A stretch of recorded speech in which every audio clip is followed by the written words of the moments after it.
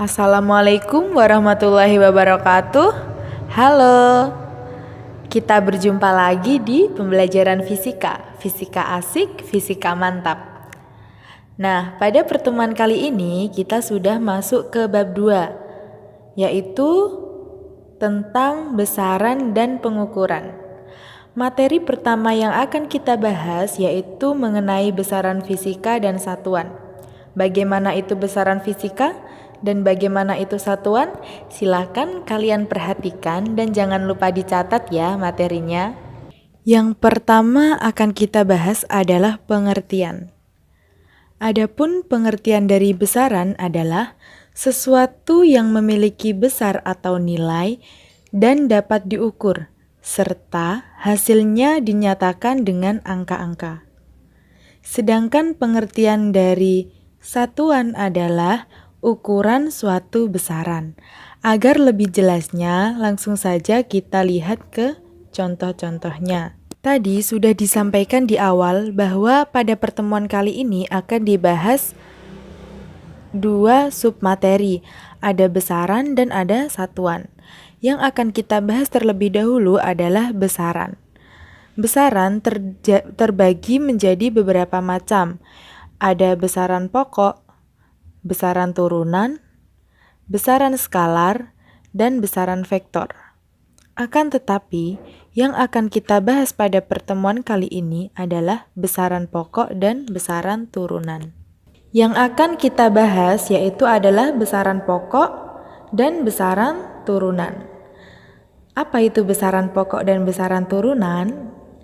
Besaran pokok adalah suatu besaran yang satuannya sudah ditetapkan terlebih dahulu. Jadi, karena dia besaran pokok, dia sudah ditetapkan terlebih dahulu. Ada 7 besaran pokok dalam sistem internasional. Sedangkan besaran turunan adalah besaran yang diturunkan dari besaran pokok. Dengan demikian, satuan dari besaran turunan merupakan hasil penurunan dari satuan besaran pokok. Apa itu maksudnya? Silahkan kalian perhatikan di slide selanjutnya. Yang pertama adalah besaran pokok. Tadi sudah saya jelaskan bahwa ada 7 besaran pokok dalam sistem internasional atau sering disebut dengan SI. Berikut adalah tabel besaran pokok. Silakan kalian perhatikan pada tabel. Ada 4 kolom. Kolom yang pertama yaitu berisi besaran pokok. Kemudian ada satuan, ada singkatan, dan ada dimensi. Nah, di situ sudah disebutkan ada 7 besaran pokok. Sedangkan di sebelahnya itu ada satuan. Nah, besaran dan satuan ini saling terikat karena satuan adalah ukuran suatu besaran. Jadi, setiap besaran itu pasti memiliki satuan untuk menyatakan ukurannya. Berikut saya berikan contoh besaran pokok. Diketahui panjang pensil adalah 11 cm. Nah, itu adalah salah satu contoh dari besaran pokok, yaitu besaran pokok panjang. Panjang merupakan besaran, 11 itu adalah angka, dan sentimeter adalah satuan. Bisa dipahami sampai sini? Jika masih bingung, silakan kalian tanyakan di kolom komentar. Tadi sudah dibahas mengenai besaran pokok. Sekarang yang berikutnya adalah besaran turunan. Berikut adalah tabel besaran turunan. Tadi sudah dijelaskan bahwa besaran turunan adalah besaran yang diturunkan dari besaran pokok. Nah, silakan kalian perhatikan pada tabel. Contohnya yang paling atas itu adalah besaran luas. Lambangnya adalah L, satuannya M². Kenapa kok bisa dikatakan bahwa besaran turunan dikatakan turunan dari besaran pokok? Langsung saja kita perhatikan di contohnya. Contoh dari besaran turunan. Di sini saya ambil salah satu contoh dari besaran turunan, yaitu luas. Tentu kalian sudah sering ya mendengar tentang luas, seperti misalnya luas rumah, luas sekolah, luas tanah, dan lain-lain. Luas itu merupakan hasil kali dari panjang dan lebar.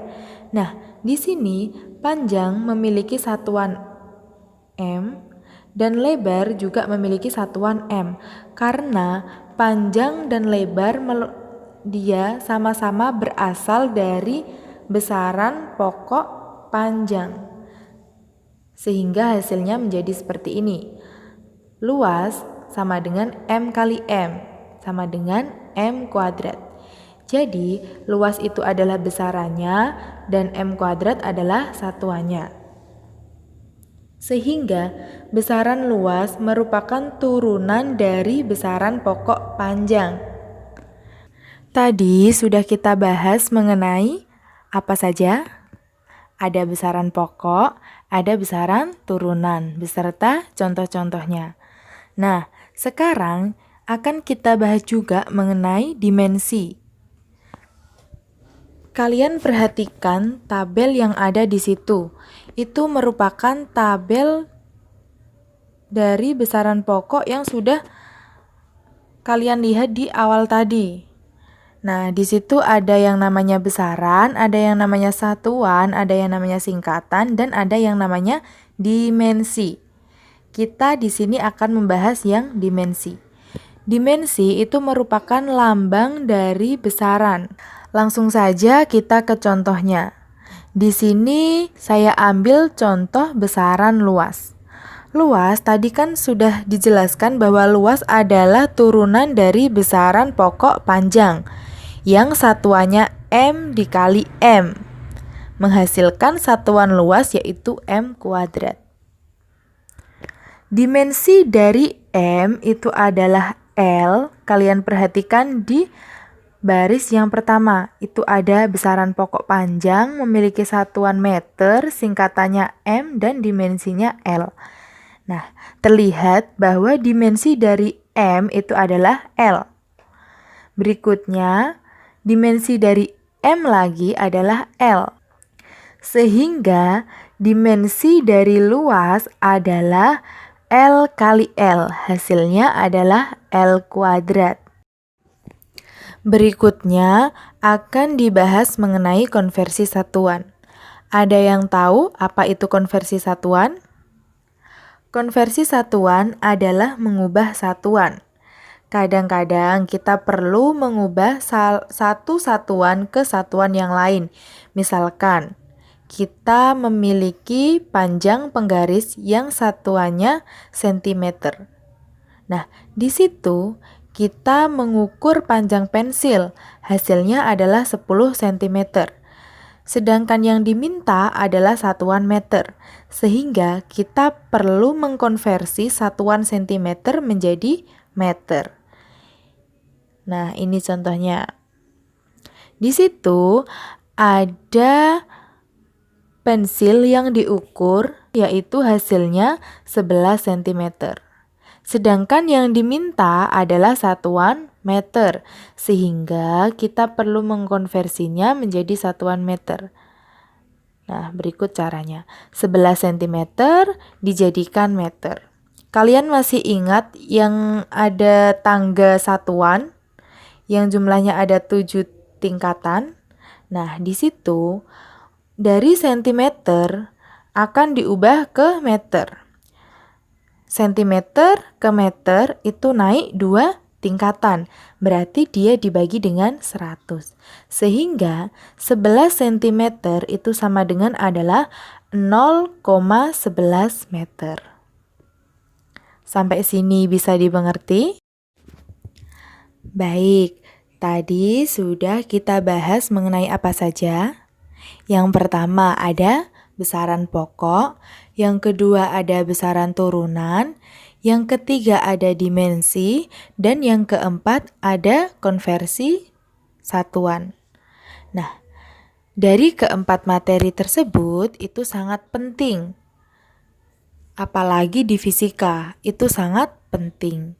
Sehingga jika ada yang belum paham, sekali lagi saya tekankan, jika ada yang belum mengerti, belum kalian pahami, silakan kalian tanyakan di kolom komentar pada Google Classroom. Demikian materi pada pertemuan kali ini. Semoga apa yang saya sampaikan pada pertemuan kali ini bermanfaat dan bisa kalian pahami. Kurang lebihnya saya mohon maaf. Tetap semangat belajarnya. Wassalamualaikum warahmatullahi wabarakatuh.